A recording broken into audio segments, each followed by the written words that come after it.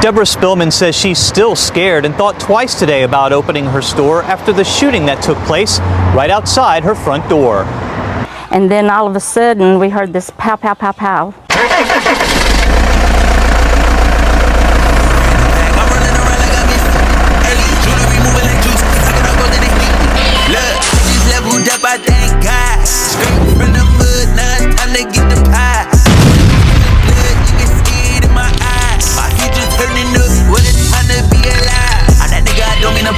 But I'm getting too nice with this. Ain't no way that I'm going outside. My pockets been heavy as shit.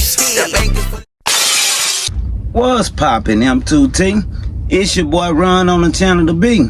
Don't forget to hit that like, comment, share, and subscribe button whenever you pull up to the channel. And while you at it, hit that post notification button for your boy, so whenever I drop, you can hop up in the truck and roll with me. See what's poppin'. How's it going, fam? We almost got the week out the way. Let's go on and coast it on out. Get back home to the fam and chill on the 34. Alright? Alright. Today, we got a really good story for you guys. August 1st, 2024, Davie County, Mocksville, North Carolina. Around 2:33 p.m., a United Global truck driver was traveling down the I-40 and the Highway 64 junction when out of nowhere he felt what seemed like a bat hit him upside the side of his head. Check this out. Thank you. Tonight we are learning more about a man accused of firing shots while driving through Mocksville before the sheriff's office says he shot a truck driver on I-40. John Franklin Barrow Jr. was arrested and charged with attempted murder and discharging a firearm into an occupied vehicle. It's a scene that started here on Valley Road, a scene that ended not even a minute down the road with a truck driver being shot on Interstate 40.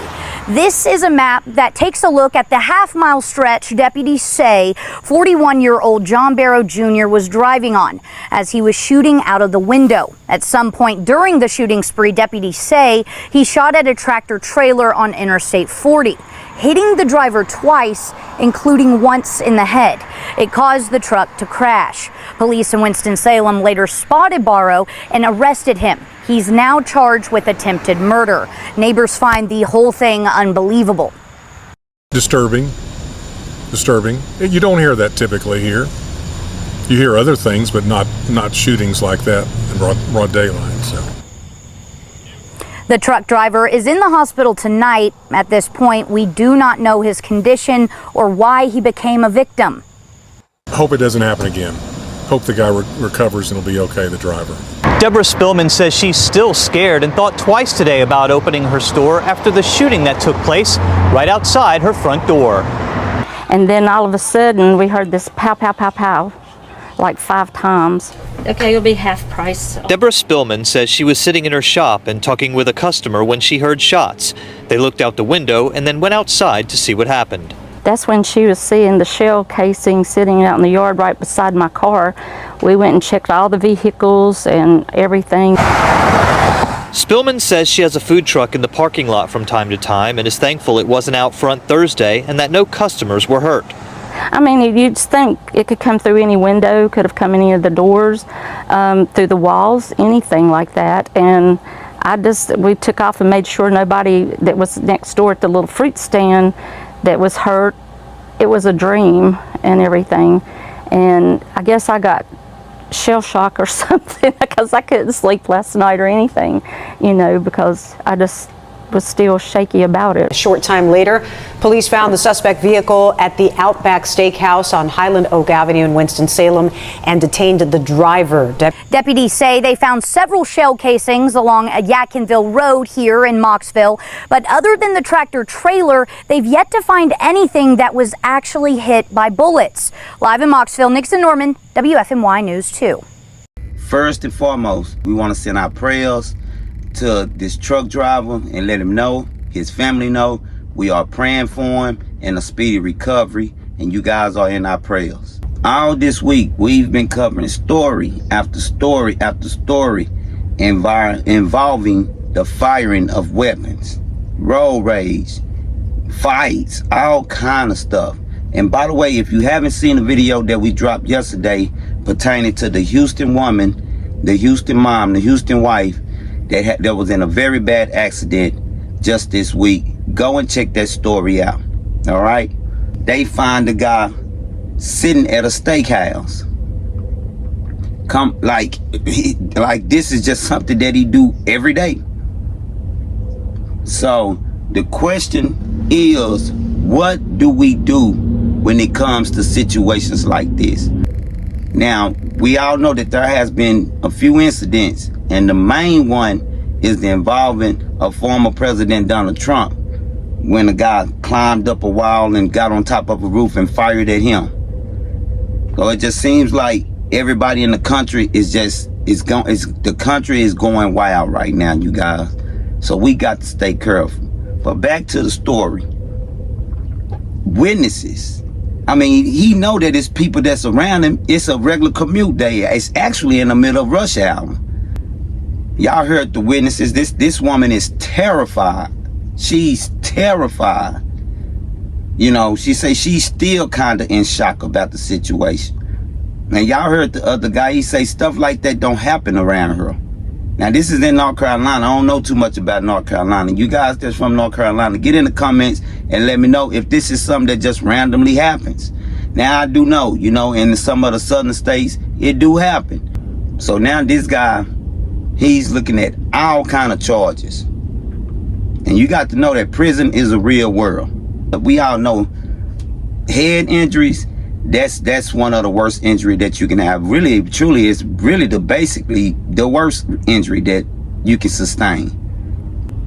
Is it the weapons that's harming people, or is it the people that's harming people? Because if it's the weapons, then something has got to be done about how all these weapons is coming into this country like this. How is people able to get their hands on all these weapons? I mean, is the United States too loosely with the, you know, the purchasing of weapons? Or is they getting in the country illegally? I mean, should it be a mandate on who it is that's getting these weapons? I do believe that we all should be able to practice our constitutional rights to protect ourselves.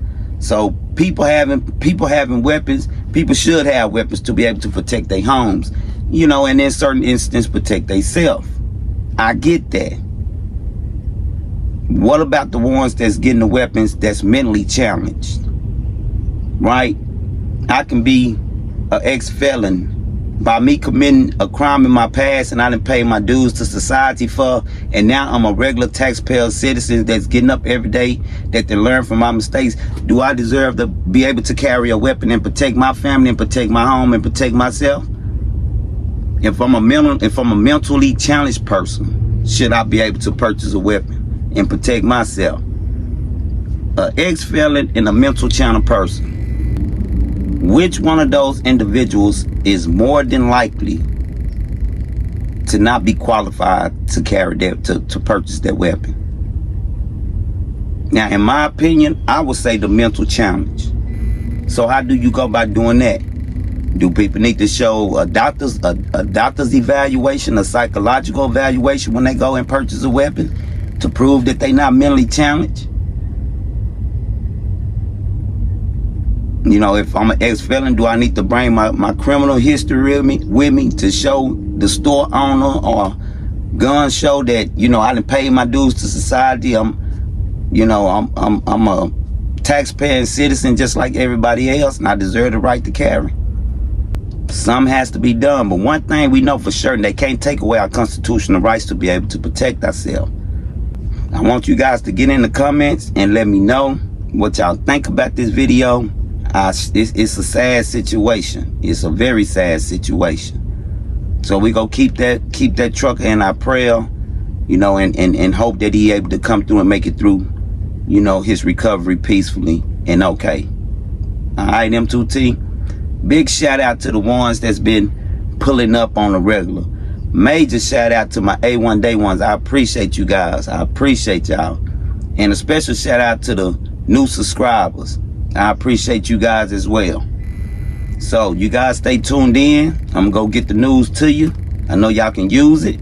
And hey, I'm gonna get it to you. All right? Until next time, it's your boy. Find me a bitty for lick. I just got in a whole brand new bag. I'm rolling around.